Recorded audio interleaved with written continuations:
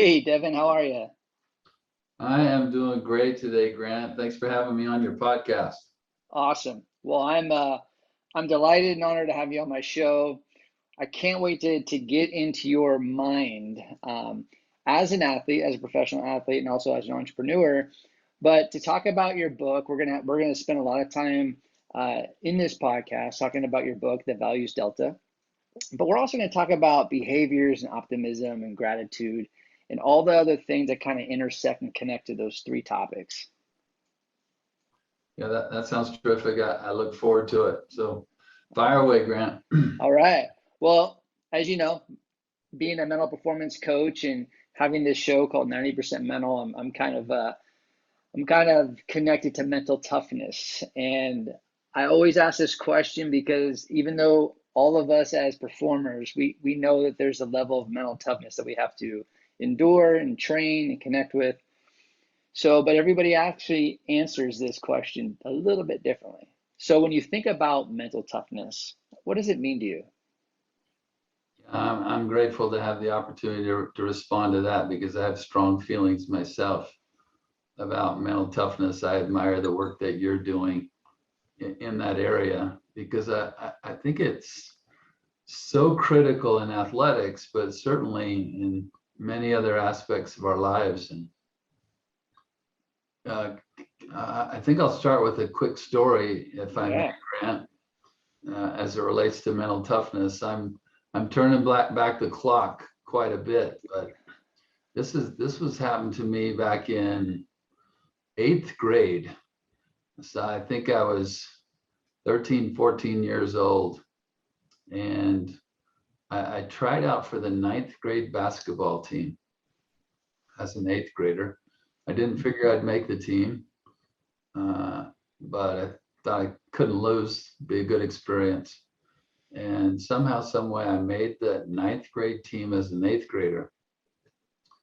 And it soon turned into quite a mistake because the ninth grade coach was very demanding, and uh, he pushed all of us beyond any of our limits. But he was tough, he was mean, and we did a lot of running, and he did a lot of yelling. Wow. And at the same time, I played in games on the seventh and eighth grade team.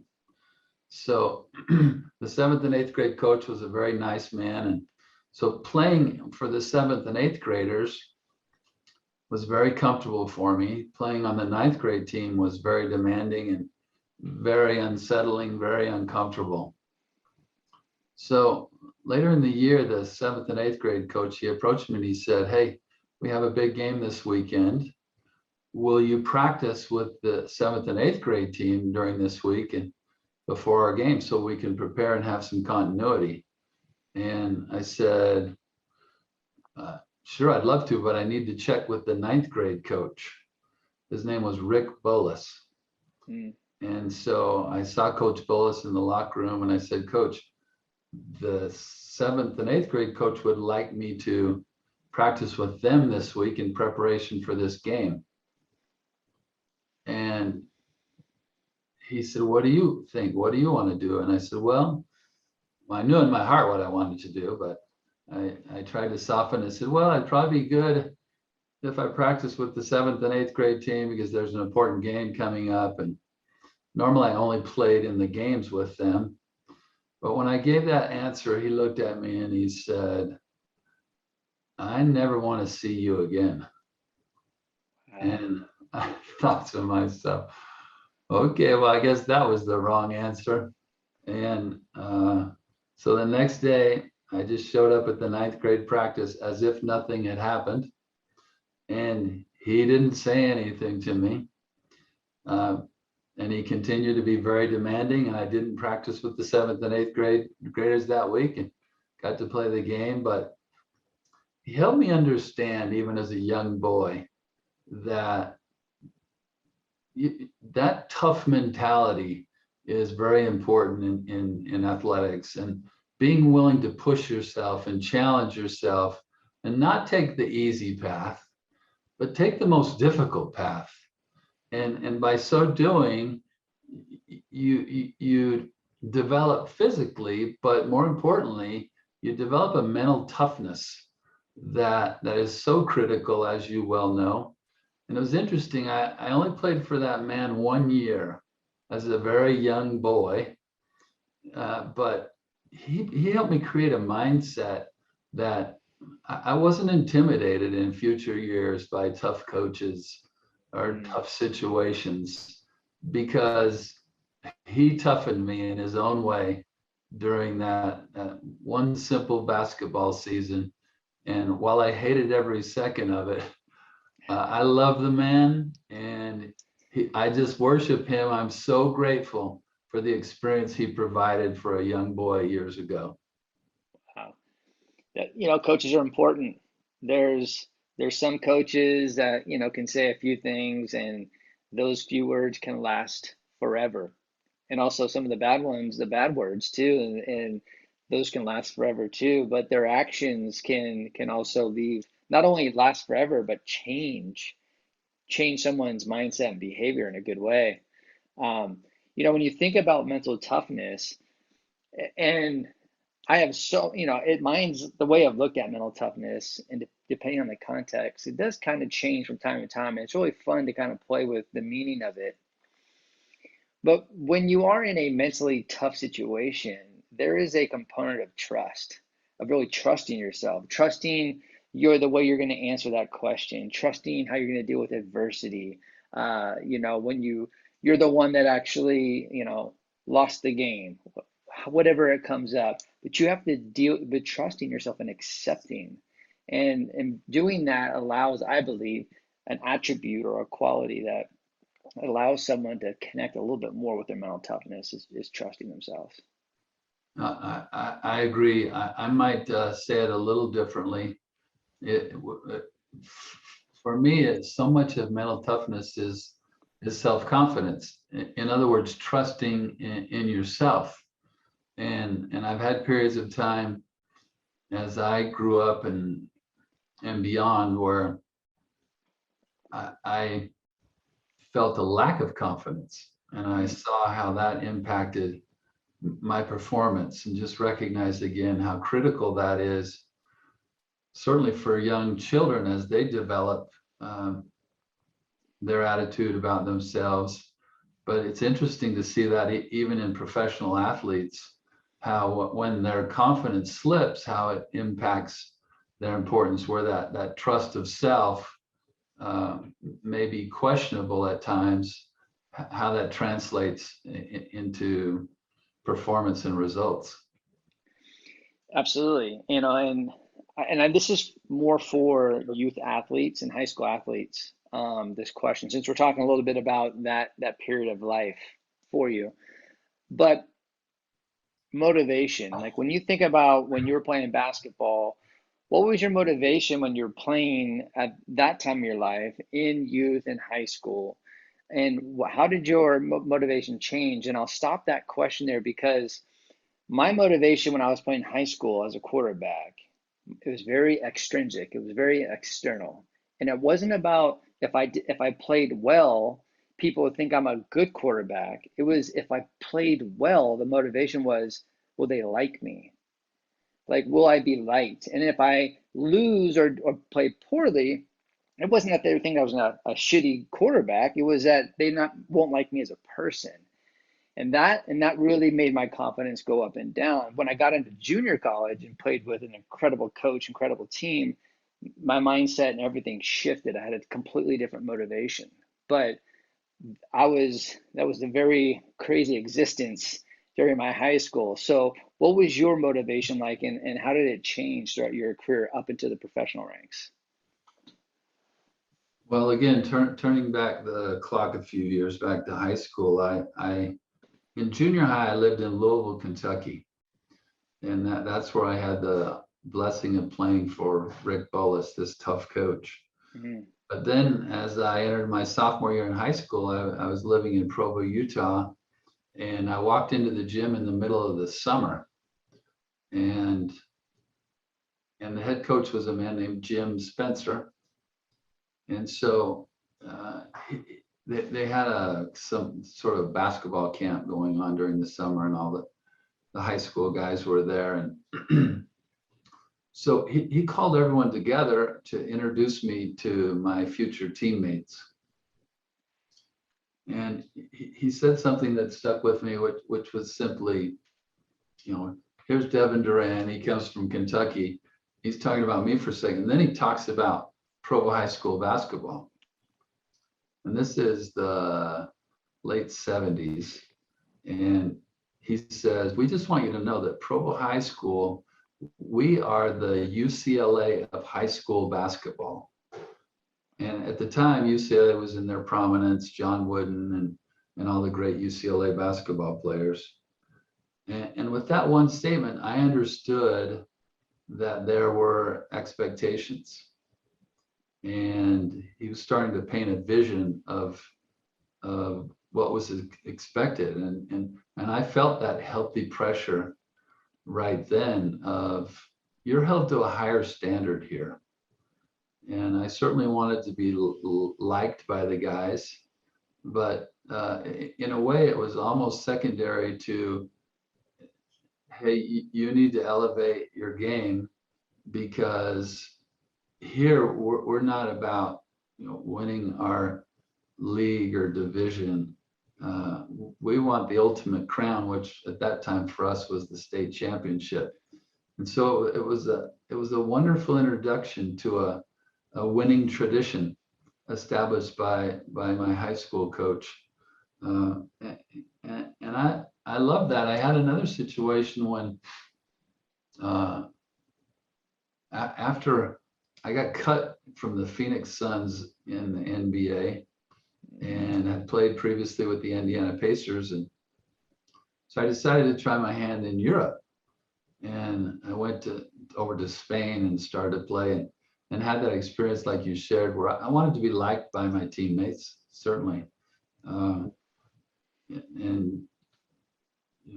I fell with a great group of guys, and I speak Spanish, and so that made it a little bit easier to fall in socially. But I struggled at first, and I felt my confidence slipping. Mm. And for one reason or another, I couldn't get out of it.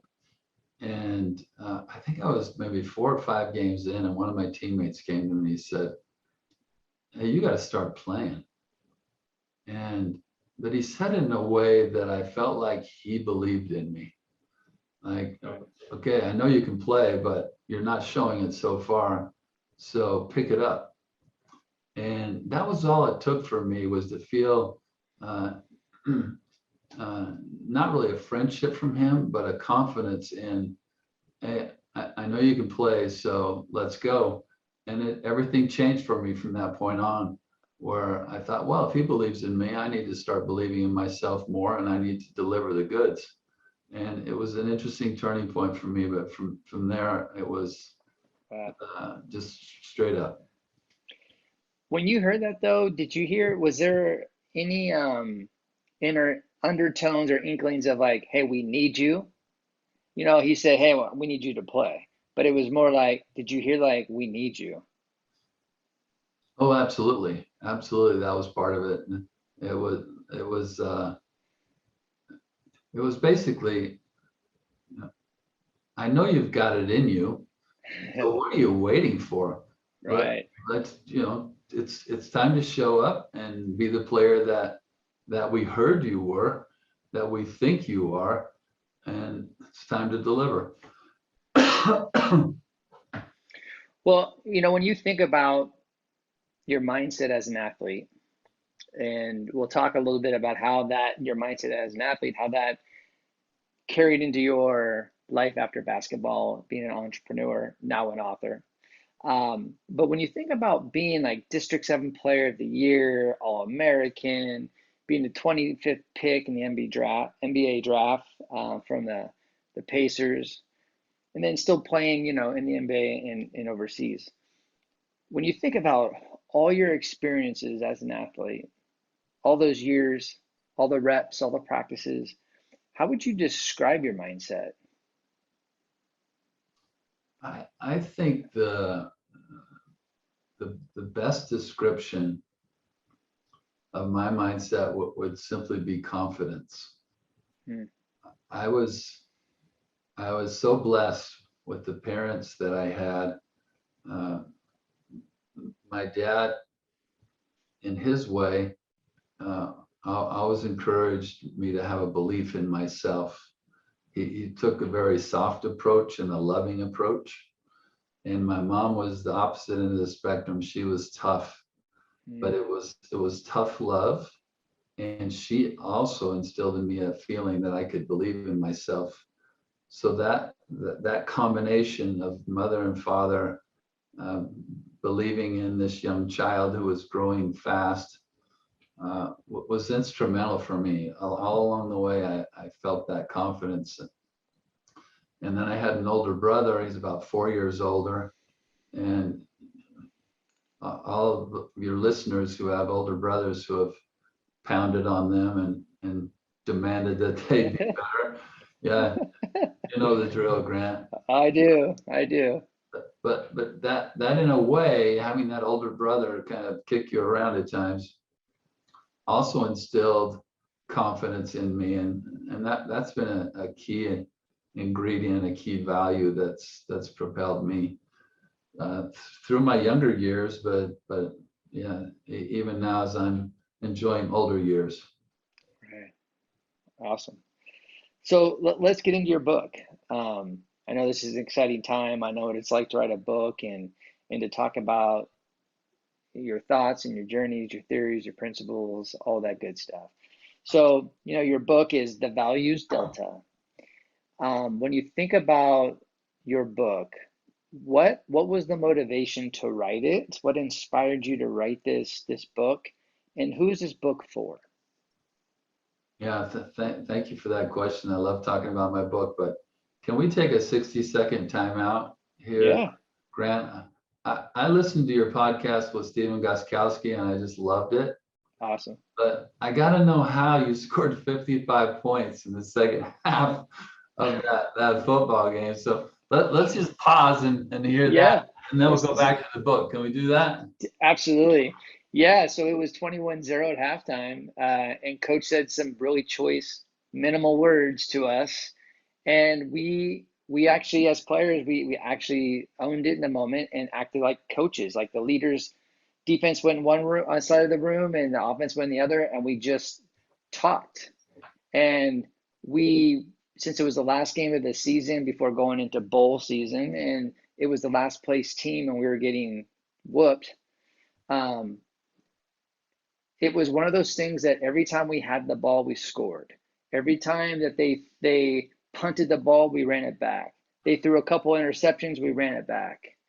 And it was, I think there was 7 or 8 minutes left.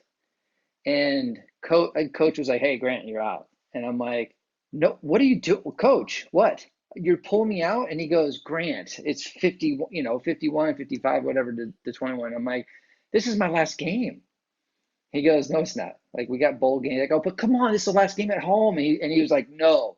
But it was one of those things where when you are on such a roll, everybody is on a roll, it's like, it's such a high, you're like, I don't want to call it a drug, but it was like, I don't want this to ever stop. Because I had never been there before.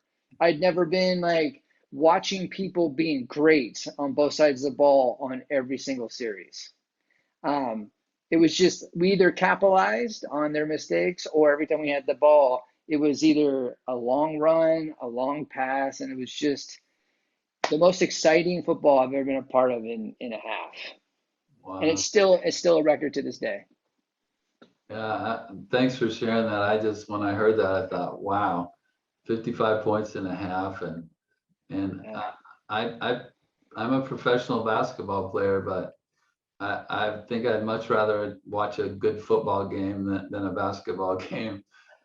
I, and I loved, I grew up watching some of the great BYU quarterbacks throw the Yeah. ball. So I just love the passing attack. Anyway, thanks for sharing. Well, it's interesting. Since bring up BYU is when I was playing at Chabot Junior College in Hayward, my right tackle or guard. He was at that time in my life, he was like one of my best friends. And his brother, who was our offensive line coach at the time, is a guy named Garrett Tujay. And Garrett was the right tackle for Ty Detmer, and then he also coached with Bronco at BYU and is with Bronco at Virginia. So, and and Garrett met his wife at BYU and all that. So, Great connection. yeah. So, yeah, that's how we did it. It's pretty cool. I also coached football for a couple of years right before I became a mental performance coach. That's where I kind of got my start. It was Sarah High School, Okay. and that's where Tom Brady went. Um, and that coach, Patrick Walsh, he's my age. He's a little bit younger than I am. I'm 48. He's 46. He's been the head coach for 25 years. Wow. And so he got that job young. And man, talk about a coach. Talking about he's intense and he's all about love. Like he tells the parents, hey, if you don't like me kissing and hugging your son and tell him I love him, I don't want him on my team. That's great. Yeah. And I learned so much about just being a good coach just by watching him, and to this day, like I'm working with his son who's like a nationally ranked golfer, and uh that's another special football moment is just the coaching piece of like watching greatness of coaching. Um and watching him screw up too, and seeing how he bounces back from those screw ups. It was beautiful.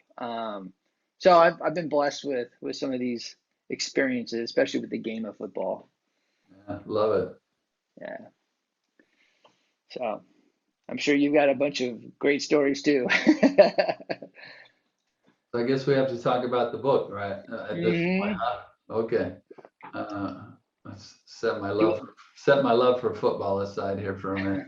Uh, do you you, want me to ask that question? yeah, sure, fire away. I'm thinking about Tom Brady now. I'm a big Tom Brady fan as well. But Yeah. anyway, the question on the book was, Was So let's talk about your book, The Values Delta. I know what it's like to write a book and how exciting it is to, put your thoughts and your stories, your principles out there. But when you think about when you were going through the process of writing this book, what was the motivation of writing the book? And who's this book for? well, thank you for the opportunity to go down this path. Who's the book for? I like to say it's for the junior in high school and for the senior in the care facility and everyone in between. Because it's the the reason I wrote the book is that I wanted to try to make a difference in some small way in the lives of other people. I feel like I've been so blessed over the years by mentors and examples, different people that I've been able to hear them speak or read their books, be influenced by just great leaders and teachers in different arenas. And I just wanted to share an idea or two through my book that might be helpful for a young person, for a middle-aged person in athletics, in business, and in different arenas in life, and even in the advanced years. And so it's a collection of stories about how our values make a difference in our lives. And some people will say the values delta. What does that mean? And I love the word delta. As one of the definitions of delta is a financial definition, which is simply change or difference. So if you had the numbers 7 and 10, the delta would be 3. And so it's really just how our values make a difference in our lives, how our values, through our values, we can change things for the better. We can make a positive difference or delta in our professions as well as in our personal lives. Awesome. You know what I love about values is and I go back to my life a little bit, but I know a lot of times throughout my life, but also my corporate life, I always was asked the question of, what are your values? Or, I'm a part of a company and we're going through sales training and they're like, write down your values. And I was always stumped of like, okay, what is a value? And and now now I know how important it is to know what your values are and how to live them, how to be about it. And so I think as a mental coach, I try to teach athletes, young athletes, a lot about like, what is your value, and also getting them to understand what their philosophy is, because people get scared of that word, especially when I was young. Oh, philosophy? Uh, but when you understand what your philosophy is and you're being about it, man, you're intentional, purposeful, and the mindset gets created, and there's all sorts of cool stuff. So I'm glad that you're writing this book for everyone, but for the younger population, because understanding what values are and what they mean to you and defining them is it's a beautiful thing, but it's also a great roadmap for you. Yeah, and in the book, what I do ask that question. I ask, what are your values? And in a way, it's an opportunity to describe who you are. But then a second question is, what do you value?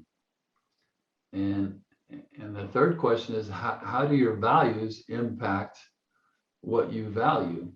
And for a young athlete, let's choose a quarterback.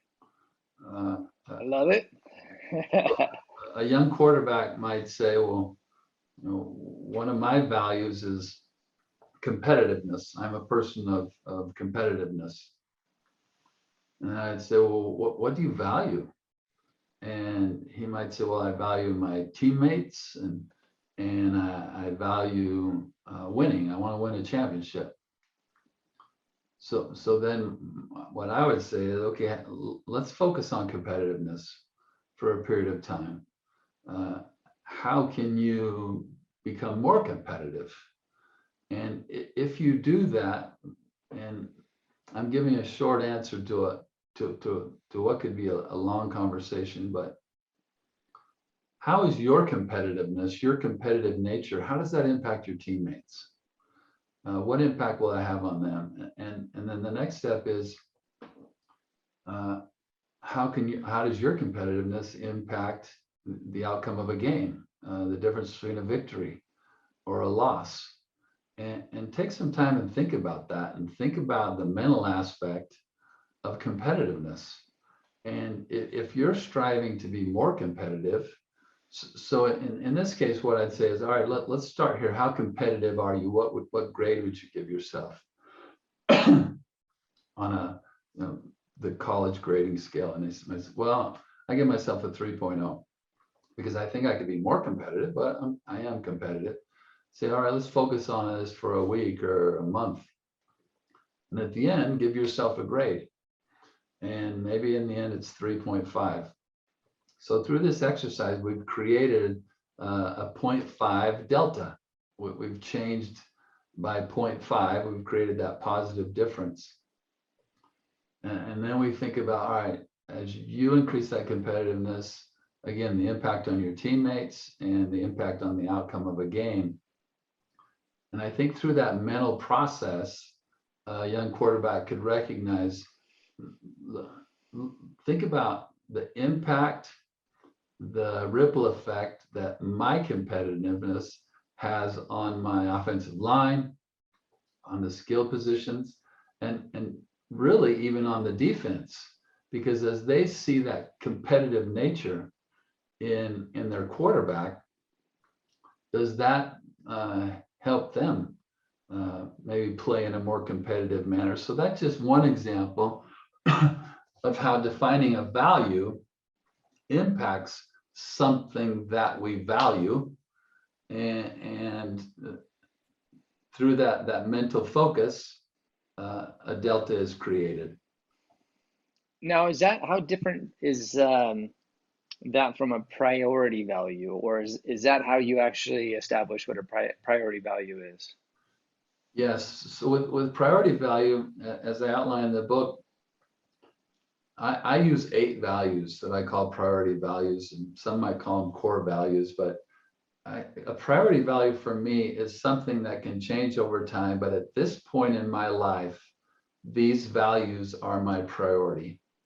So for that young quarterback, he's a high school senior. One of his priority values might be competitiveness. But as he graduates and goes on to college and he goes to law school, maybe now one of his priority values is focus, because I need to focus on my academics so I can get a law degree. Uh, Competitiveness would probably still fit there, but it may be lower on the list. As we go through life and have different situations, those priority values can certainly change. But again, it's just situational and conditional. Well, and you talk about in your book too about value keywords, and that will definitely help you find focus and get you focused. How important is language? Well, for me, highly important. I Yeah. think our thoughts, our language is simply the output of our thoughts. And I believe so much of how we see the world, obviously, it just originates in a thought. And then how do we verbalize that? And uh, for me, I enjoy having, I proactively seek out thoughts that can occupy my mind, because if I don't, my mind wanders, and there's so much ugliness in the world that I'll go down that path and think negative thoughts. And so I find it's just very helpful to proactively try to fill my mind with good, positive things. And then I end up verbalizing those in different situations. And that's where I want to be in life, seeing things in an optimistic light. And so that as I interact with other people, they feel a positive vibe coming from me. Totally, totally. And when you think about these words that will, because I believe that words are their energy, the direction, right? The words and language can move you or they can stop you. And so when you hear the word focus, for me, I think the center, the core of any performance is focus. Because if you're not focused at what you're doing or getting prepared for that performance, what are you focusing on? Then you're out of focus or you're distracted. And I'm sure you can connect with this. Um, both of us when we were growing up and we were competing, we probably heard a lot of coaches and players, teammates saying, "Focus, come on, focus."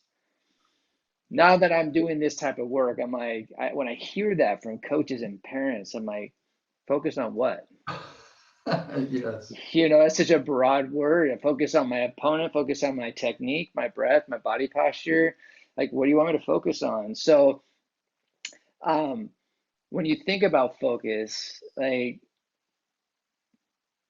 because I think that it's really important. I have a strategy called the win. You probably have heard of this, the win mindset. What's important now? So if you're wanting to get into focus or you get out of focus, ask yourself what's important now. And then I don't care what the result is, but if you act on it in the moment, that's winning. That's success. That's control. That's focus. And there's other ways to train focus, but so what is your take on training focus? Well, when you talk about focus, the word that was coming into my mind is distraction. Hmm. And I think in today's world, in and outside of athletics, it's so easy to become distracted because there's so much available to us at our fingertips. We've got these I was just gonna say, smartphones, exactly. And I think it's just a great distraction. So I think now more than ever, it's important that we discipline ourselves so that focus can be maintained. I think it's harder to focus uh, today on a certain thing, and that's part of the book. Is the subtitle of the book is a small and simple way to make a positive difference in your personal and professional life. So what I ask in the book is focus on a small success, a small simple success that's a victory. And that's worthy of praise and commendation. But it's when there's so much going on, it's hard to develop that focus. But through the book, I outlined 4 steps, which is simply the purpose is focus on this one thing, this one value, how it impacts something that's meaningful to you for a short period of time, and see if delta is created. But the key point is keep it small, keep it simple, because I think as we do that, we can maintain focus. Sometimes we try to do 10, 20 things at the same time, we become distracted and we're unable to do any of it well. Yeah, exactly. And I think when you allow yourself to be so present in the moment, to celebrate and recognize and be aware of the little wins, the little successes, that's how you build awareness. And that's one way to do it. Because when I'm teaching athletes, like, hey, if you want to change any behavior, you want to get into the present moment, you want to reframe, you want to breathe, visualize, all these mental skills, you have to build some awareness to get into the present moment. So it's one beautiful way to how do I build awareness? Pay attention to those little micro wins, those little successes, and honor them because you just brought awareness to it. I Yeah, love it. yeah, yeah. You and I share a lot of common ground. Just listening to the things that you're sharing, and I think in today's world, just to have a mental coach, how critical that is now more than ever. Oh man, more than ever. You know, I know there was a few things we want to talk about behaviors and optimism, and obviously I'll probably save that for another podcast with you because there's I love hitting the ball back and forth with you on these topics. But I do want to talk about gratitude. Um, the reason I want to talk about gratitude is because a lot of times at first when I was adopting my gratitude practice, it was tough. And it was tough in a way because I couldn't really connect to it of like thinking about all these little things every morning to write down to be so grateful because it didn't seem authentic. Like I was forcing it. And I see that same kind of rub when I'm working with athletes that it's hard for them to adopt it. But when you start to be so grateful, and then something that's so impactful hits you, or you experience something, or you're just, and then you pay love and gratitude to it, then you're like, okay, for me, I got it. My switch went on. I'm like, okay, that's why I do it. But it took a while. And I know you talk about strategies of maintaining gratitude, and what are some of the things you can share with my listeners about gratitude? Well, it makes me think of a question that I've struggled with is why aren't we more grateful? Mm, Uh, and so for me, as I've thought about that, why is it hard for us to be grateful? And as I've again pondered that, I think oftentimes we tend to think we have so much control that it's all about us. mm, And I believe in God, and I believe that we're all blessed with certain gifts, and we're accountable to agree with as to what we do with the gifts that we've been given. But for me in my life, I've always tried to uh, recognize God's hand in my life.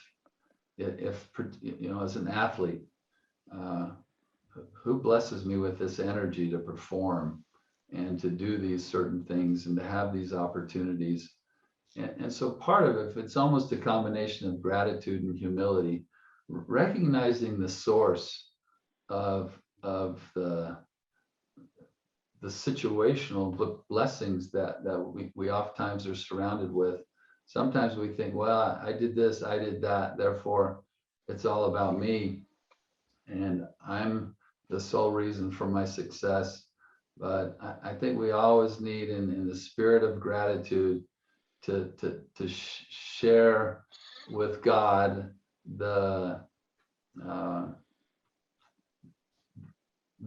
share with him the moment, because he is the source of all these wonderful things. And oftentimes we get caught thinking, well, yeah, I'm good with what I've got, but I'd like more. I want this, or I want that, or I want the other thing. And, Right. and, and instead of just enjoying the moment and being grateful for what we do have, we're always striving for some different situation. So for me, that's always going to be one of my priority values, is gratitude, and always remember the source, and then go out there and try to do whatever I can to advance my cause in athletics or in my profession, Yeah. and and know that God is always there ready to bless. It's as you were talking, I was because I can't, it's pretty vivid when I started doing this practice and putting this stuff into place. Because I feel like if I'm going to teach people these mental skills, I got to do them too. And so I've been doing this, for a while, but I remember going back when I was first writing in my journal in the morning and it was kind of it was tough, like I was saying earlier. But as you were speaking, I asked my question, well, why was it so tough? And the reason why I think is because I had so many loops. I had a lot of baggage where I was focusing and caught into that. So it was really hard for me to really connect to the things to be grateful because that had so much distraction and weight to it. And not only was gratitude tough at first, I had a really hard time being abundant. Like, what does that mean? Like, and so when I started to be open and to really, really just be open to things, not only was it allow me to receive, but I also then it allowed me to be grateful, and like the loop started to fade away, the baggage started to fade away, right? And it was just, but that word, my wife, I've been with my wife for 20 years, and for the first 10 years, she was just like, you need to be abundant. And I'm like, what does that mean? I don't understand it. Like, how do I source? Like how do I do it? And I was fighting it, and then I had to start with just being open and letting go some of that baggage and those loops, and then it all started to fall in place for me. Yeah, thanks for sharing that. And I think that can apply in so many different areas in our lives. What do we struggle with, and what do we want to improve on? And then stepping back and taking some time and allowing yourself to focus on whatever aspect, whatever value may be lacking, or may not be clear in one's mind. And over time, I think we can all develop the clarity that you just outlined, with any particular value that has some meaning to us. And I love the thought of abundance, and I'd like to hear more about how that all came about for you. Yeah, for me, I think a lot of it was, it was really funny. The abundance thing was about money and, being fiscally responsible, fiscally capable. And then when I realized the what opened me about money was it wasn't, I shifted from really what was my relationship with money. And I started to realize, okay, what is it? Like, what is money? And that's to me, I thought it was success and promotions and all sorts of stuff, external stuff. But when I got it, that it was energy for me and understanding the word current and currency. And I just started to realize, okay, if I'm putting out good energy, I can't do that if I'm closed. Got to be open. And the more I'm grateful for the things I'm creating, the energy I will attract. The universe, God will respond, but I got to take care of it. And I have to have a better relationship with this energy that moves because money comes and goes. So I have to be more fluid with it. So that was as soon as I understood the energy of money, then my perception changed, and then my abundance came about, and then I became a little more grateful. Love it. Yeah. So enough about me. um, What do you think about this before we close here? When you reflect on your whole career as a professional basketball player, as an entrepreneur, now an author, what do you think you've learned the most about yourself?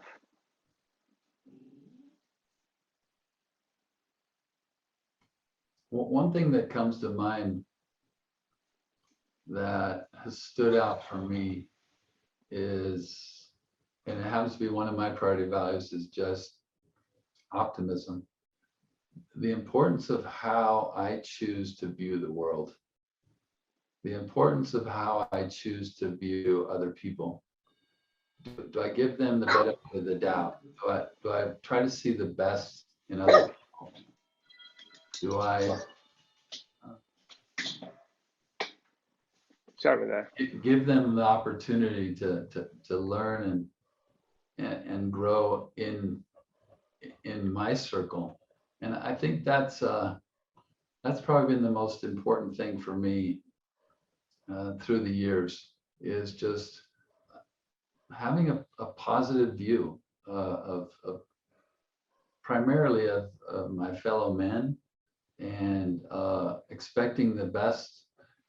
In my book, I outline a poem. It's called The Optimist Creed. And one of the lines I like in there is to talk health, happiness, and prosperity to every person you meet. And just to always be striving to convey that positive energy that you just mentioned. that. Uh, Yeah.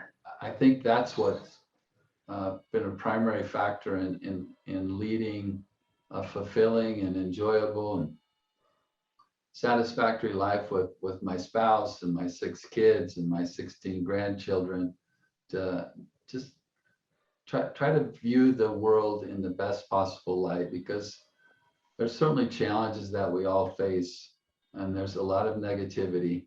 But the flip side of that is there's a lot of wonderful things in life, and a lot of wonderful things to see in other people, and to focus on that more heavily. Awesome. Give me 1 second. I think my wife's at the front door. Give me 1 second here. Yeah, great.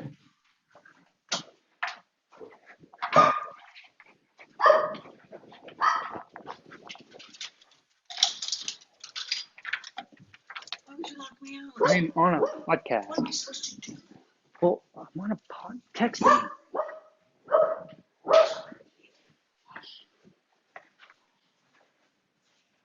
Sorry about that. Um, The that's, beauty of not being live. that's, that's right. Tell your wife she's welcome to come in, bring your dog in. It's all good. I love it. I love it. Cool. So let's just jump back here real quick. So how can my listeners connect with you, buy your book, learn about these principles and these values? Yeah, thanks. Everyone's invited to stop by my website. It's thevaluesdelta.com. And if they'll come to the website, I invite them to scroll near the bottom of the page. And there's a video there, a link to a video. It's entitled No Tracks, The Value of Quiet Service. It's about a 13-minute video. It's a story my father wrote. It has a Christmas theme, but it just highlights the value of thinking about other people first and serving them in ways where you're not seeking any recognition. But be sure and bring a tissue. It's kind of a tearjerker. Wow. So come to the website, thevaluesdelta.com. There's links there to buy the book, but at a minimum, come and enjoy a nice, wholesome, uplifting video. Yeah, I'll say this real quick in the theme of service. I always say this and I preach this, that the most important role, I don't care if CEO, NBA player, whatever, the most important role is to be in service. And when you're in service, and I got this later in life, there is a frequency a frequency that is just, when you're in service, you can't beat it. You just can't. And that's the role. And if we're all in service, man, it's we all unite. We're all together. We're connected. We're together. So I can't wait to check out that video. Um, do you do outside of, you have this book, you have this website. Do you work with companies? Do you work, how does it work as far as like working with teams and organizations? Yeah, I love to do that. And there's some contact information on the website as well. But what I like to do is just visit with people, and it's really in a seminar format, kind of a work session where, you know, this can be a company of 500 people or a company, a team of 15 people, where they just sit down and outline what our values are. And you can do it individually or as a group, and outline what we value, and then simply go through that thought process of, okay, how are these values impacting the things that we value, and what are we going to highlight first and second and third. And I, in a way, I kind of act as a coach and lead this group through this process, and hopefully with the goal being in mind, creating delta, making a difference. And it can be a small difference, but I've found that as we make small differences and improvements in our lives, over time, collectively, they become pretty significant. Awesome. Awesome. Well, Devin, I could speak to you for hours. I know there's so much more to talk about, but about your book too, but I'll leave that for the readers to buy it and to experience it and get the impact from it. So thank you for sharing your thoughts, your energy, and your book. I'm really, really honored to have you on my show. Well, it's been a pleasure, Grant. I'm happy to do it again down the road, but I wish you all the success in the world. Beautiful. Thank you.